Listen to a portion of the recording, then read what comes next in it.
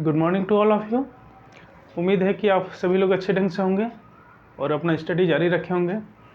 जैसे कि पिछले क्लास में हम लोग एनसीईआरटी के डिस्कस कर रहे थे, जो क्लास 6 की एनसीईआरटी है। आज एक चैप्टर हो चुका था जिसमें सौरमंडल देखे थे हम लोग, सौरमंडल और उसमें पृथ्वी। और आज जो चैप्टर है हम लोग का वो है ग्लोब और उसके अक्षांश और देशांतर। इसके बारे में हम लोग डिस्कस करेंगे। ठीक है, तो सबसे पहले हम लोग समझते हैं कि ग्लोब होता क्या है। ठीक है, ग्लोब जैसे कि हम लोग जानते हैं कि पृथ्वी हमारी लगभग गोलाकार है। ठीक है, गोलाकार नहीं बल्कि ये ध्रुवों की तरफ थोड़ा सा चपटी है। ठीक है, संतरे के आकार के हैं, बिल्कुल गोलाकार ना होकर के दोनों तरफ थोड़ा सा चपटी है। इसको एक जियोइड शेप कहते हैं, जियोइड, या इसको हिंदी में गोला बोलते हैं। गुलाब या भू-आह भी कहते हैं।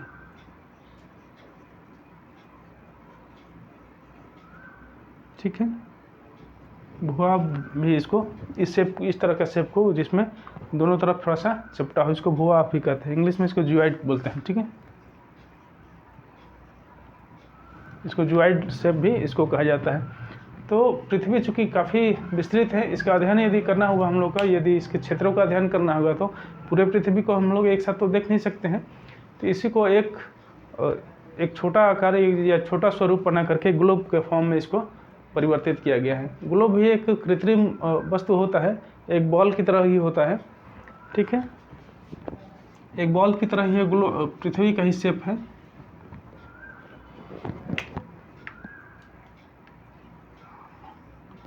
ये भी होता है, इसमें अक्षांश और देशांतर रेखाएं बनी होती है। ठीक है, और ये दो पोल होता है इसमें, ये पूर्ण गोलाकार होता है। ठीक है, जैसे गोला होता है या बॉल होता है, तो इसमें एक नॉर्थ पोल होता है यहाँ पे और ये साउथ पोल। इसमें थोड़ा सा एक कील लगा होता है इसमें। ठीक है, ये कील का सहारे ही इसको एक फ्रेम में इसको बांधा गया रहता है, या इस पर घूमती रहती है और इसको इस प्रकार का शेप ये होता है ग्लोब का। ठीक है, इसी पे महाद्वीप और महासागर बने होते हैं, या फिर देश भी इसमें निर्धारित होते हैं। देश होते हैं या फिर जितने भी मानचित्र से संबंधित होता है, देश होते हैं, शहर होंगे। ठीक है, तो इसमें दर्शाया जाता है। तो इसी को इसको हम लोग ग्लोब की संज्ञा देते हैं। ठीक है, तो ग्लोब भी ये छोटा भी हो सकता है, ये बड़ा भी हो सकता है। ठीक है, जो एक बहुत बड़े आकार का भी हो सकता है, इतने बड़ा आकार का भी ग्लोब हो सकता है, और एक छोटा भी हो सकता है। ठीक है, जो जिसको पॉकेट में रख के भी लेके घूम सकते हैं। ठीक है, लेकिन ग्लोब जितना बड़ा होगा उतना उसको चीज़ें स्पष्ट दिखाई देंगी, और उसमें शहर या महाद्वीप हुआ ये स्पष्ट रूप से दिखाई देगा। ठीक है, तो इसको हम लोग ग्लोब कहते हैं। ठीक है, ये दो तरह से गतिशील होता है। ये गतिशील होता है, एक तो इसको घुमाया भी जा सकता है, ये जो कील लगा हुआ है, कील के सहारे इसको नचाया जा सकता है। ठीक है, इस तरह से दोनों तरफ से आगे या पीछे इसको नचाया जा सकता है। ठीक है, और दूसरा है कि इसको लेकर के हम लोग कहीं भी जा सकते हैं, क्योंकि छोटा होता है इसलिए कहीं भी लेकर स्थानांतरित होता है, ये लेकर के जा सकते हैं। ठीक है, अब हम लोग ये जो ग्लोब पर ये वाला भाग होता है इसको अक्ष कहते हैं। ठीक है, ये इसको वाला भाग को मिटा दे रहे हैं, ये अलग ही बना दे रहे हैं इसमें।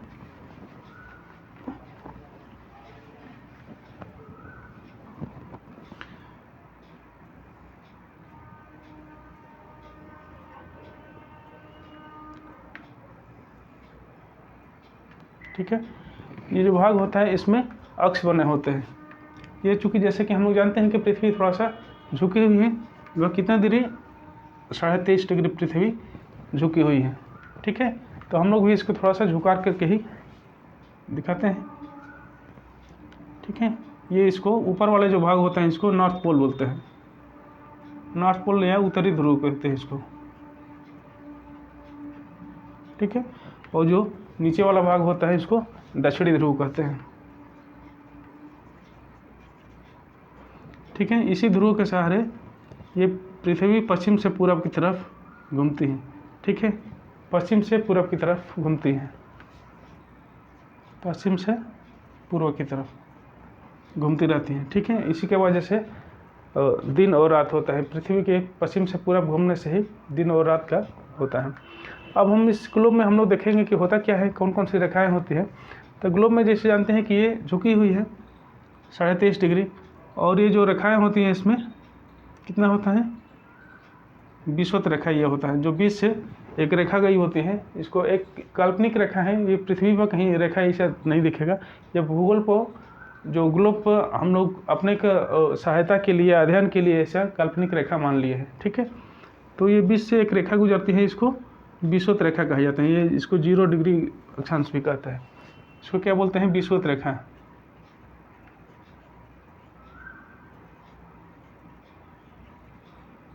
विषुवत रेखा या इंग्लिश में इसको इक्वेटर बोलते हैं इसको, ठीक है। इक्वेटर की इसको संज्ञा देते हैं विषुवत रेखा। और अन्य भी जो रेखाएं होती हैं, इसमें कई रेखाएं होती हैं इसके समानांतर। विषुवत रेखा के और भी अन्य रेखाएं जो समानांतर होती हैं उसको अक्षांश रेखा कहते हैं, ठीक है।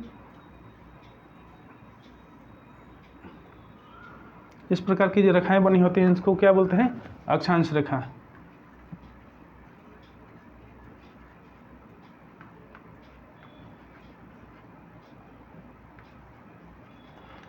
अक्षांश रेखा या इंग्लिश में इसको लेटीट्यूड बोलते हैं, ठीक है।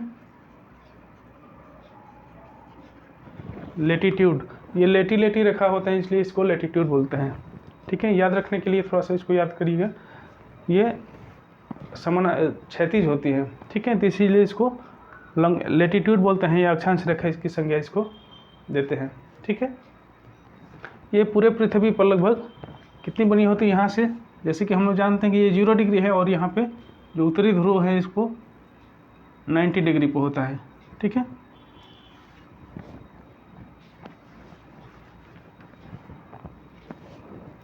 ये इधर भी 90 डिग्री होता है। ये जो उतने होते हैं ये अक्षांश रेखाएं होते हैं, जैसे 10 डिग्री का हुआ, 1 2 3 4 ऐसे लिख करके यहाँ तक 90 डिग्री तक ये अक्षांश रेखाएं होती हैं, ठीक है। 90 डिग्री 10 20 ऐसे करके होता है। यहाँ 23.5 डिग्री का जो रेखा होता है, ठीक है, ऐसे ऐसे करते हैं। ये 90 डिग्री, जो 90 डिग्री के जो अक्षांश रेखा होता है वो क्या होता है, रेखा नहीं होता है बल्कि एक ये बिंदु होता है, ठीक है। तो इसको बिंदु होता है, दोनों तरफ ऐसे ही है, इधर भी है 10 20 30 ऐसे करके यहाँ तक 90 तक है, ठीक है। और नॉर्थ पोल भी एक बिंदु के रूप में होता है, ये रेखा नहीं होता है। और इसका एक विशेषता होते हैं कि ये जो बीच का जो रेखा होता है सबसे लंबी रेखा होता है, ठीक है। जो विषुवत रेखा होता है सबसे लंबी होता है, और जैसे जैसे अक्षांश के ऊपर की तरफ जाते जाएंगे 10 डिग्री 20 डिग्री ऊपर की तरफ जाएंगे तो क्या अक्षांश रेखा की लंबाई छोटी होती जाती है, ठीक है। जैसे फिगर से ही दिख रहा है कि ये सबसे बड़ी रेखा है और इसके आगे ये धीरे धीरे छोटी होती जाती है, ठीक है। क्योंकि जो ग्लोब का भाग होता है या जो गोले के ऊपर का भाग होता है धीरे धीरे कम होते जाता है, तो इसलिए ये छोटा होता जाता है। तो इसकी विशेषता एक ये है कि विषुवत रेखा से ध्रुव की तरफ जाने पर अक्षांश रेखाएं धीरे धीरे छोटी होती जाती है, ठीक है। तो इसको भी ध्यान में रखिएगा।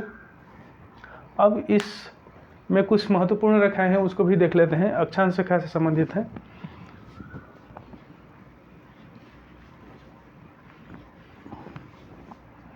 एक यहाँ पे जैसे ये अक्षांश रेखाएं हैं तो इसमें कई रेखाएं बने होते हैं, ये डिग्री पे हैं 10 20 30 डिग्री। तो इसमें एक अक्षांश रेखा ये भी आती हैं आगे चल के, बीच में 23.5 डिग्री पे एक रेखा होती है, साइज 23.5 डिग्री उत्तरी अक्षांश। ये 2 गोलार्धों में, ये जो विषुवत रेखा है 2 गोलार्धों में इसको डिवीजन करता है, ठीक है। विषुवत रेखा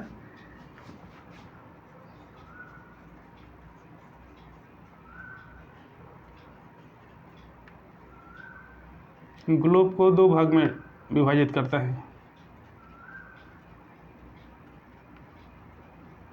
2 बराबर भाग में विभाजित करता है। उसको ऊपर वाले को क्या बोलते हैं, उत्तरी गोलार्ध,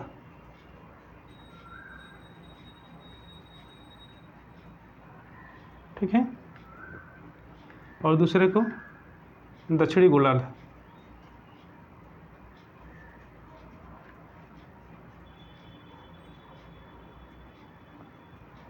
ठीक है। ये यहाँ से ऊपर वाला जो भाग होता है उसको जो 0 डिग्री या विषुवत रेखा से ऊपर का जो भाग होता है उसको उत्तरी गोलार्ध बोलते हैं, और 0 डिग्री से जो नीचे की तरफ होता है उसको दक्षिणी गोलार्ध बोलते हैं। ठीक है, ये 2 गोलार्ध हैं। अब इन गोलार्धों में ये रेखाएं जैसे अक्षांश रेखाएं खींची गई होती है, तो इसमें कई रेखाएं खींची गई रहती हैं। जैसे 30.5 डिग्री की जो उत्तरी गोलार्ध में रेखा खींची गई है उसको क्या बोलते हैं? उसको बोलते हैं मकर रेखा, सॉरी कर्क रेखा।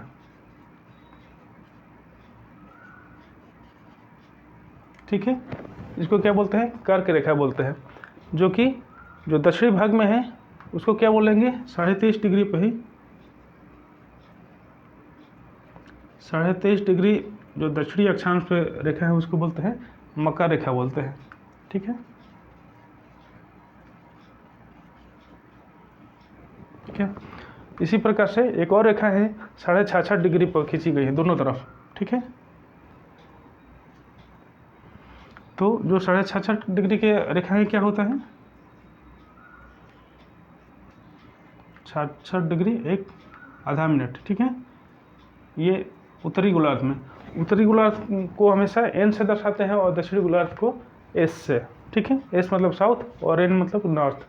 ठीक है, तो इस तरह से लिखा जाता है, किसी भी अक्षांश को लिखा जाता है तो इस ढंग से लिखा जाता है कि इतने डिग्री नॉर्थ या साउथ। ठीक है, तो ये नॉर्थ में ऊपर वाला जो उत्तरी गोलार्ध का जो रेखा है 66.5 डिग्री, उसको 66.5 डिग्री एन लिखते हैं या नॉर्थ लिखते हैं। तो ये इसका रेखा का नाम है, इस रेखा के नाम है जो कि आर्कटिक वृत्त भी इसको बोलते हैं।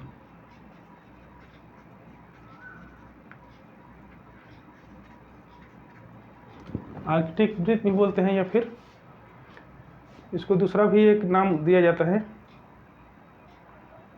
उत्तरी ध्रुव वृत्त भी इसको बोला जाता है। ठीक है, उत्तर ध्रुव वृत्त। ठीक है, याद रखिएगा 66.5 डिग्री जो नॉर्थ की रेखा है उसको उत्तरी ध्रुव वृत्त भी बोला जाता है या आर्कटिक वृत्त भी बोला जाता है। और जो 66.5 डिग्री की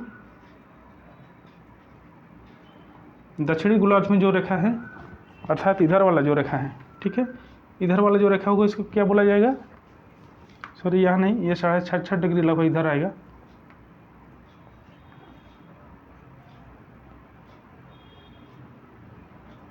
ठीक है, ये रेखा इसको क्या बोलते हैं? इसको दक्षिणी ध्रुव वृत्त बोलते हैं।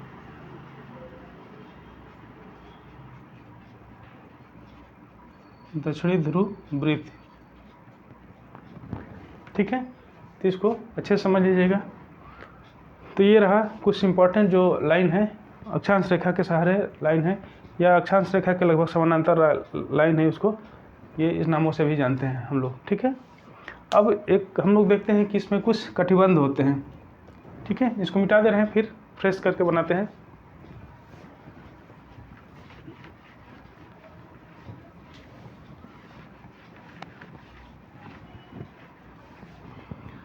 जैसे कि हम लोग जानते हैं कि पृथ्वी पर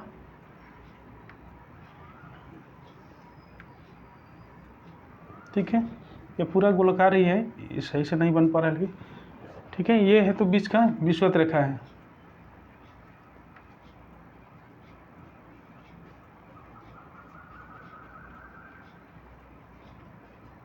ठीक है, विषुवत रेखा जो कि 0 डिग्री पर होता है। ठीक है, ये 0 डिग्री होता है, ये नॉर्थ साउथ कुछ भी नहीं होता है, ये केवल 0 डिग्री होता है। ठीक है, इसको नॉर्थ भी साउथ भी दोनों कर सकते हैं। अब हम लोग देखते हैं कि जो यहाँ पे जो मकर रेखा था कितने डिग्री पे था? 23.5 डिग्री पर। सॉरी, ये कर्क रेखा,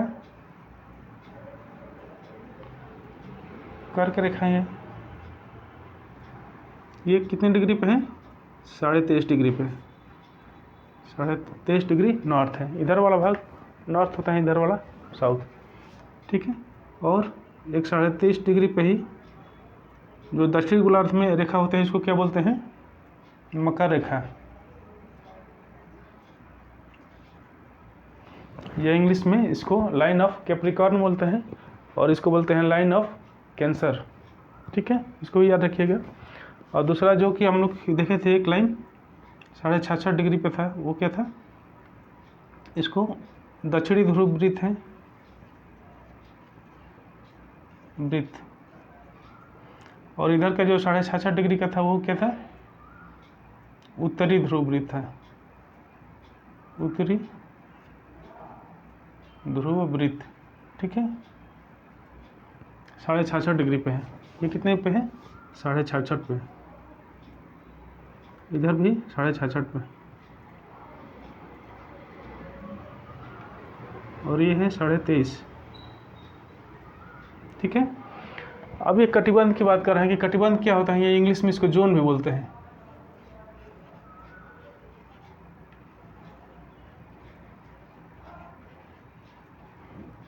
जोन बोलते हैं। तो ये दो क्षेत्रों के बीच, दोनों अक्षांशों के बीच को जो क्षेत्र होता है उसको, ठीक है, ये वाला जो पार्ट होता है, जो विषुवत रेखा से उत्तरी जो कर्क रेखा है, इसके जो बीच का जो क्षेत्र होता है इसको क्या बोलते हैं? इसको जो बीच का क्षेत्र होता है इसको बोलते हैं उष्णकटिबंध। ठीक है।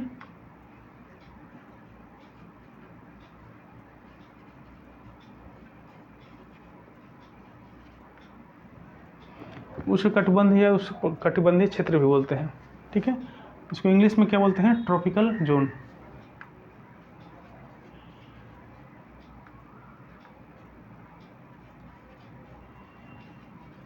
ठीक है। ये दोनों तरफ 23.5 डिग्री तक है, ये पूरा एकदम कवर किए है। ठीक है। उत्तरी और दक्षिणी गोलार्ध दोनों गोलार्धों में मिलकर के ये जो भाग होता है यहाँ पे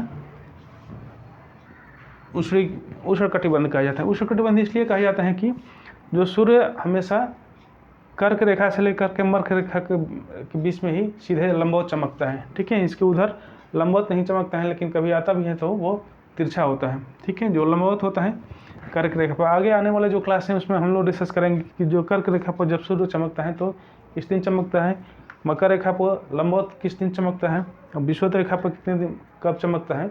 ठीक है। सबका टाइम अलग अलग है। ठीक है। आगे आने वाले में हम लोग समय देखेंगे कर्क रेखा जो कि 21 जून को चमकता है। ठीक है। 21 जून को, ये बाद में हम लोग डिस्कस करेंगे इसके बारे में। ठीक है। क्योंकि इसमें कुछ छोटे बच्चे भी देख रहे हैं इसको तो कंफ्यूज हो जाएंगे ज़्यादा। ठीक है। तो ये रहा ट्रॉपिकल। और जो इसके 23.5 मतलब मकर रेखा से दक्षिणी ध्रुव के बीच में जो दक्षिणी ध्रुव वृत्त है, इसके बीच का जो भाग होता है इसको क्या बोलते हैं?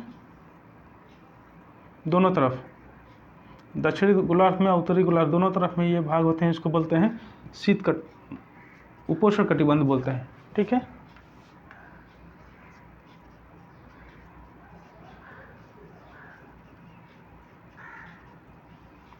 उपोष्ण कटिबंध बोलते हैं। ठीक है। उपोष्ण या शीतोष्ण भी कह सकते हैं, उपोष्ण या शीतोष्ण कटिबंध। ठीक है। दोनों को कहा जाता है। शीत भी रहता है और उष्ण भी रहता है। ठीक है। और ये जो भाग होता है, बीच का भाग होता है, ये दोनों गोलार्ध में ऐसे ही है। ध्यान रखिएगा, दोनों गोलार्ध में ये शीतोष्ण कटिबंध होता है। ठीक है। शीतोष्ण कटिबंध होता है। और ये दक्षिणी ध्रुव वृत्त से और पोल तक या ध्रुव तक ये दक्षिणी ध्रुव है। ठीक है। ये उत्तरी ध्रुव है। ये पूरे भाग को क्या बोलते हैं? इस कटिबंध को क्या बोलते हैं? शीत कटिबंध बोलते हैं। ठीक है। इसको बोलते हैं शीत कटिबंध।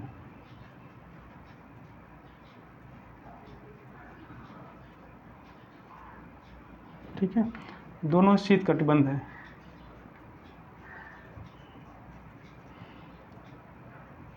शीत कटिबंध इसलिए इसको बोलते हैं कि शीत कटिबंध इसलिए बोलते हैं कि यहाँ पे जो काफ़ी ठंडा मौसम रहता है। ठीक है। ये कभी सूरज जब उत्तरायण होता है तो यहाँ पे 6 महीने के दिन होता है, और जब दक्षिणायन होगा तो इधर भाग में 6 महीने का रात हो जाएगा। जब 6 महीने का रात होगा तो काफ़ी टेम्परेचर कम हो जाता है। ज़्यादातर भाग ये हिमाच्छादित रहता है। ठीक है। और इधर भी जो जानते हैं कि जैसे यहाँ पे अंटार्कटिका महाद्वीप है, ये भी पूरा बर्फ से ही आच्छादित है। तो यही कारण है कि ये शीत कटिबंध इसको कहा जाता है। ठीक है। दोनों तरफ शीत कटिबंध। तो ये रहा कटिबंध। अब हम लोग देखते हैं अगला टॉपिक जो है कि देशांतर। देशांतर क्या होते हैं इसको देखते हैं। तो समझ में आ गया होगा।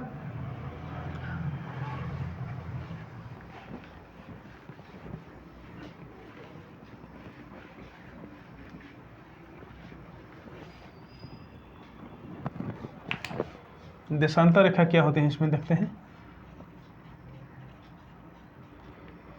या इंग्लिश में इसको लॉन्गिट्यूड बोलते हैं। ठीक है, हम लोग जैसे देखते हैं कि ग्लोब है, तो अभी तक तो हम लोग अक्षांश रेखा देखे थे कि जो कि इसके क्षैतिज रूप में थी। अब हम लोग देखेंगे एक रेखा, ये जैसे कि ये विषुवत रेखा है 0 डिग्री,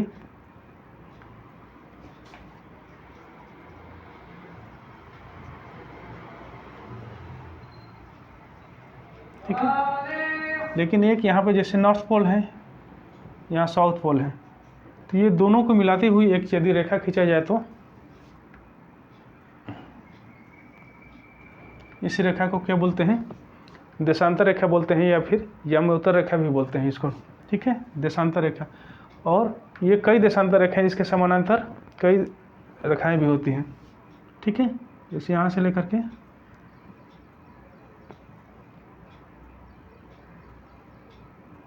इस प्रकार की रेखाएं होती हैं, इसको क्या बोला जाता है, देशांतर रेखा।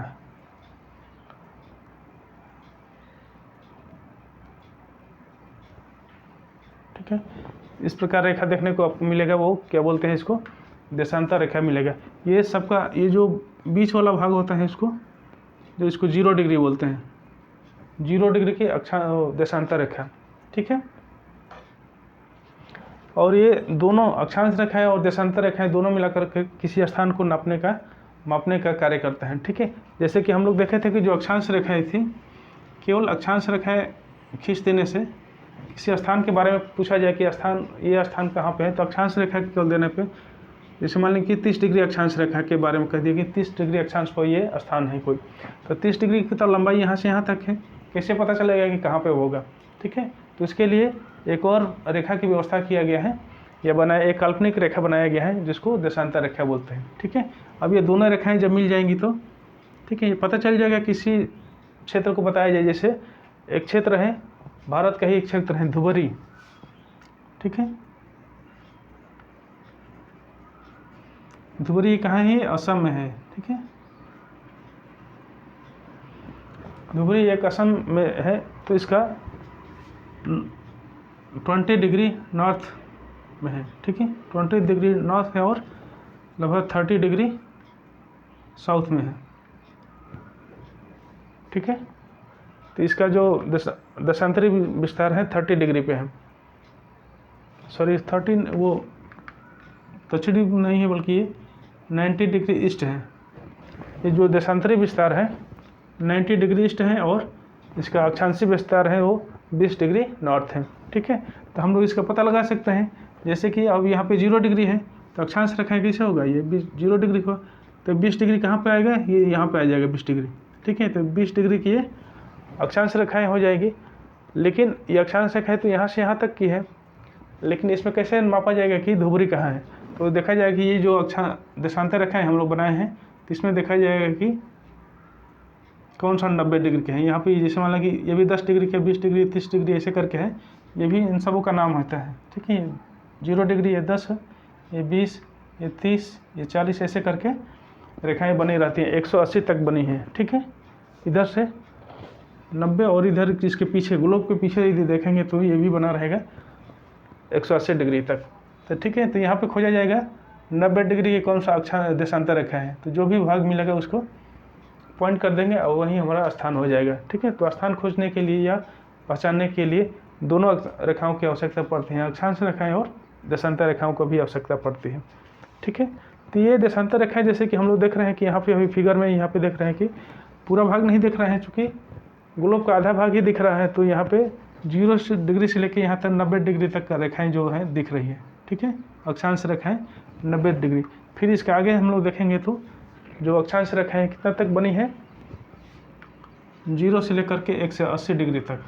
ठीक है, 180 डिग्री तक ये देशांतर रेखाएं इधर भी होते हैं और इधर भी ऐसे ही होती हैं। ठीक है, इधर 0 डिग्री, इधर 10, 20, 30, 40, ऐसे 90 तक यहाँ है, और फिर इधर बाकी इसके पीछे तक देखेंगे तो 180 तक पहुँचा है। ठीक है, तो 0 से लेकर के इसके इधर भी और इसके इधर भी, ठीक है, दोनों तरफ 180 डिग्री तक ये रेखाएं खींची जाती हैं। 180 डिग्री क्यों खींचा गया है, ठीक है, 180 डिग्री इसलिए खिंचाएंगे कि जैसे हम लोग जानते हैं कि पूरा एक गोला होता है कितने 360 डिग्री का होता है, ठीक है। यदि मैथमेटिक्स पढ़े होंगे पिछले क्लास में तो उसमें पता होगा कि ये जो पूरा वृत्त होता है वो कितने डिग्री का होता है, 360 डिग्री का होता है, ठीक है। 360 डिग्री मतलब कि फिर ये 90 डिग्री हो गया, ये 0 डिग्री ना, ये कितना हो गया 270 हो गया, और ये 360 हो गया। यदि ऐसे देखा जाए तो ये 90 90 90 ऐसे करके 360 डिग्री यहाँ पे हो जाएगा, ठीक है। तो इसीलिए 360 को इसको डिवीज़न करने के लिए ऐसे बना दिए गए। इसके ऊपर से देखेंगे तो ये ऐसे ही दिखेगा, ठीक है। ऊपर वाला भाग, ऊपर के भाग से इसको बना रहे हैं। ये मान लीजिए इसको पोल मान लीजिए, नॉर्थ पोल मान लीजिए, और ये जो भाग होगा ये अक्षांश रेखाएं हैं, ठीक है, ठीक है। इसको ऊपर से यदि देखेंगे तो ऐसे ही दिखेगा, ये अक्षांश रेखाएं हैं। अब हम लोग देख रहे हैं इसके ऊपर ही यहाँ पे चढ़ के देख रहे हैं, ठीक है।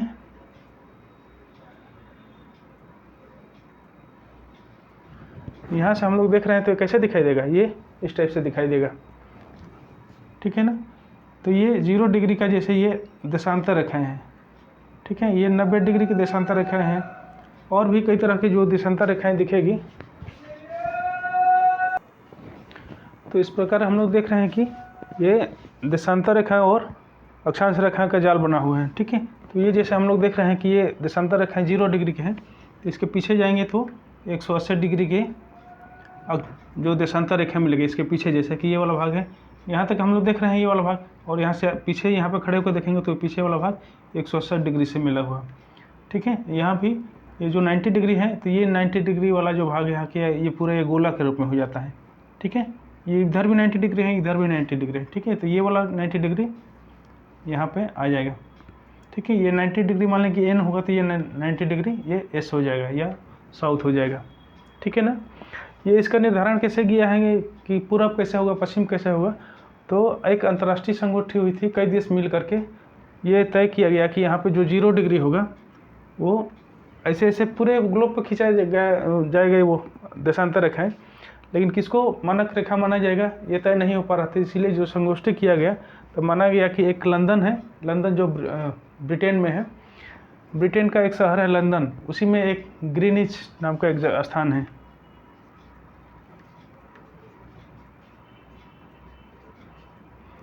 ग्रीनिच या इसको ग्रीनविच भी कहते हैं, ठीक है। क्योंकि एनसीईआरटी में ग्रीनिच लिखा गया है तो हम लोग इसकी बात करेंगे। ये लंदन के पास में है, ठीक है। तो वहीं पे एक स्थान है, वहीं से एक वेधशाला है, वहाँ पर राजकीय वेधशाला है, राजकीय वेधशाला है।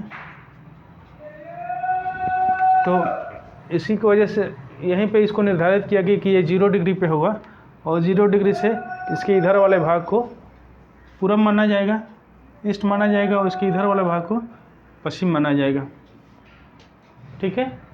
तो इधर वाला भाग को अब जितने भी डिग्री लिखा जाएगा, ये जैसे 10 डिग्री 20 डिग्री है, तो यहाँ पे लिखा जाएगा कि 10 डिग्री इसके इधर के भाग को 10 डिग्री ईस्ट, और इधर के वाले भाग को लिखा जाएगा 10 डिग्री 20 डिग्री कितना भी होगा तो 20 डिग्री वेस्ट लिखा जाएगा, ठीक है। इस प्रकार से किसी भी स्थान का निर्धारण इस तरह से किया जाता है। जैसे 20 डिग्री नॉर्थ ये अक्षांश के बारे में बताएगा, जबकि 90 डिग्री ईस्ट देशांतर के बारे में बताएगा, ठीक है। तो इस प्रकार से हम लोग स्थानों का निर्धारण कर लेते हैं, राइट। अब हम लोग देखते हैं कि समय का निर्धारण कैसे किया जाता है, देशांतर और समय के साथ निर्धारण कैसे किया जाता है।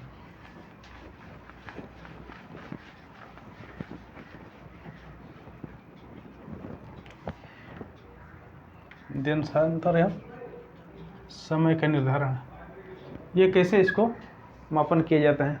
तो जैसे कि हम लोग जानते हैं कि पृथ्वी है 24 घंटे में एक चक्कर लगा लेती है, ठीक है। 24 घंटे में एक चक्कर कैसे लगाती है, पश्चिम से पूरब की तरफ, ठीक है। पश्चिम से पूर्व की तरफ चलती है। चूँकि ये 24 घंटे में एक चक्कर लगाती है, 24 घंटे में एक चक्कर लगाती है, अर्थात मतलब कितने घूम जाती हैं, 360 डिग्री घूमती हैं, 360 डिग्री घूमती है। तो यदि 1 घंटे में कितना घूमेगी, 24 घंटे में 360 डिग्री, तो 1 घंटे में ये 360/24 मतलब कि लगभग 15 डिग्री ये घूमेगी। ठीक है, तो किसी स्थान का पता लगाने के लिए 0 डिग्री मान लीजिए, इसको 0 डिग्री मान लीजिए, तो कोई देशांतर यदि होगा, ठीक है, यही तो देशांतर रेखा है, पृथ्वी ऐसे घूम रही है, तो जो देशांतरी रेखा होगा यदि मान लीजिए 0 डिग्री से कितने 15 डिग्री पे होगा, 15 डिग्री इधर होगा तो कितना होगा 15 डिग्री, तो 1 घंटे का अंतर हो जाएगा। ठीक है, यहाँ पे यदि दोपहर हो रहा हो तो यहाँ पे 1 घंटे बाद मतलब कि यहाँ पे 12 बज रहा हो 0 डिग्री पे, तो 15 डिग्री पे कितने बजेगा, 1 बज रहा होगा। ठीक है ना, एक आगे हो जाता है। ये 0 डिग्री से इधर ईस्ट की तरफ जाने पर समय आगे हो जाता है और इधर जाने पे समय पीछे हो जाता है। ठीक है, क्यों ये होता है, क्योंकि सूर्य जैसे मान लीजिए, एक उदाहरण के लिए मान लीजिए कि सूर्य यहाँ पे चमक रहे हैं। ठीक है,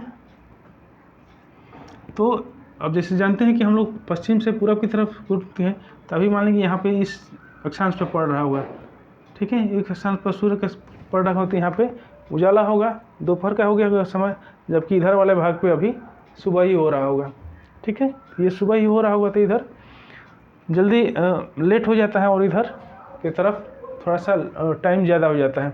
ठीक है, तो इसीलिए जो टाइम का निर्धारण किया जाता है, जैसे कि हम लोग देख रहे थे कि 1 घंटे में 15 डिग्री का अंतर आता है।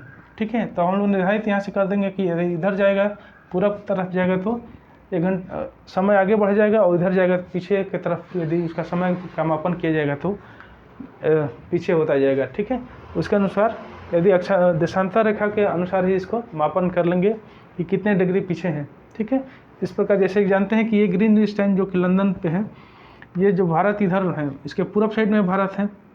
ठीक है, लगभग 5.5 घंटे का अंतर आता है इसके बीच में, भारत और ग्रीनविच टाइम में